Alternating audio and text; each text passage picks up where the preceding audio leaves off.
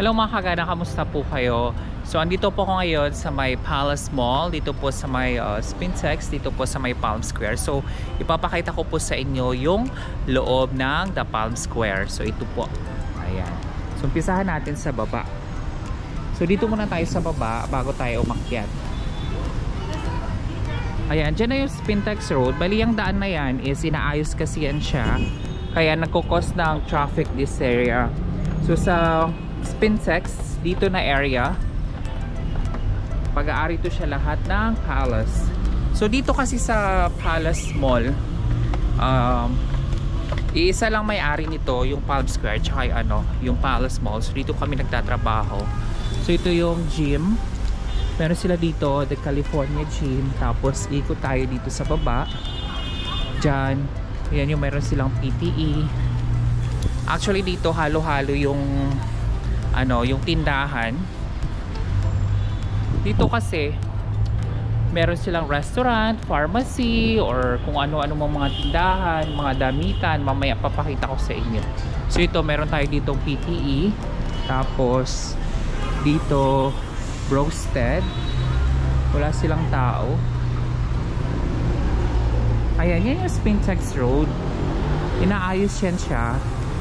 Diyan kami kanina, so medyo na-stuck kami sa traffic.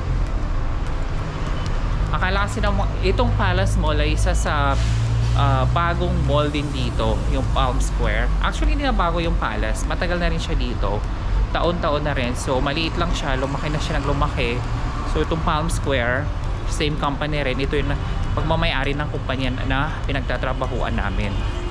So ayan, meron silang mga damit, ayan, mga luxury clothing.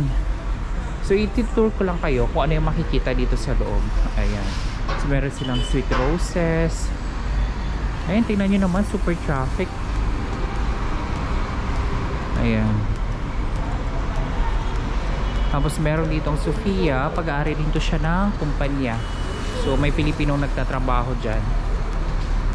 Tapos papasok na tayo. Ay, hindi umaandar yung elevator. Ayan. Kung company kasi namin, sa kanila rin tong Palm Square. So akyat na tayo. Ayan, ito A to Z outlet, save lang siya, parang sister company ng company namin. Ayan, A to Z, Sira, meron silang second cup.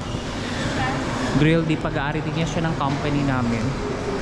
Sira, ito mga pampaganda, Kidsville.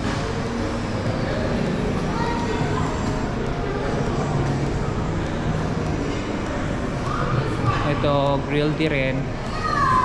Tapos meron ditong Oriental outdoors, mga restaurant lang kasi dito sa taas. Dito dati ano to siya, Springfield.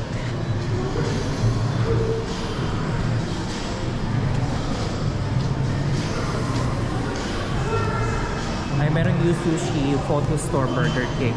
Tapos yung banana, meron din sila dito mga tindahan. So gano'n lang yung makikita dito. Parang isang baba, isang ikot lang. Ayan. Banana Home. Tapos doon na yung Palace. Naiwan, hulog.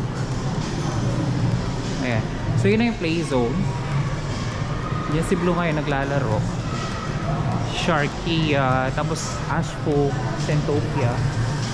Dito kasi marami silang maliliit na mga tindahan. Tapos nagre-renta lang din sila.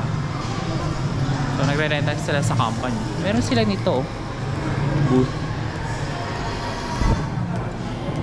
Ay, ito play zone. Ayan sila Armon at saka si Blue naglalaro sa loob. Ito na yung A to Z, naikat na natin Telefonica. Tapos mayroong ticketing, karong travel and tour. Yan lang. Mag-ikot tayo dito. May sila Kat, mga kapatid. So dito kasi itong play zone na to, meron din silang branch.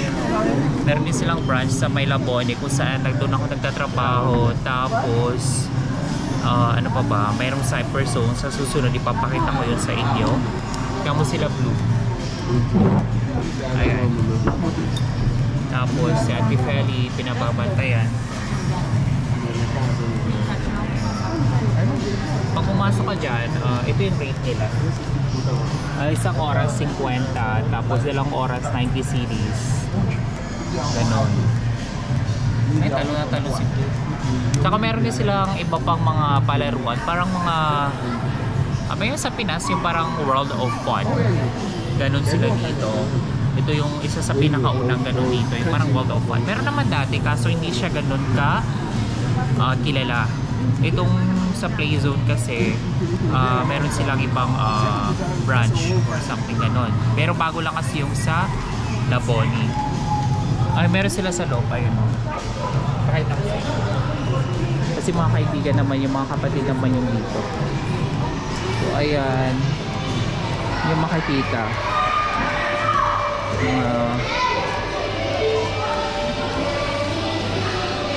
Ay. Bawal ipakita yung mga magagandang mga kapatid na sa loob sila. Sila Lina at si Cathy. Doon sila sa loob. So ayun lang, so hopefully nakita niyo yung buong Palm Square. Hindi naman siya ganun kabuo, pero at least may idea kayo kung ano yung makikita dito sa loob ng Palm Square dito po sa Accra. So maraming salamat.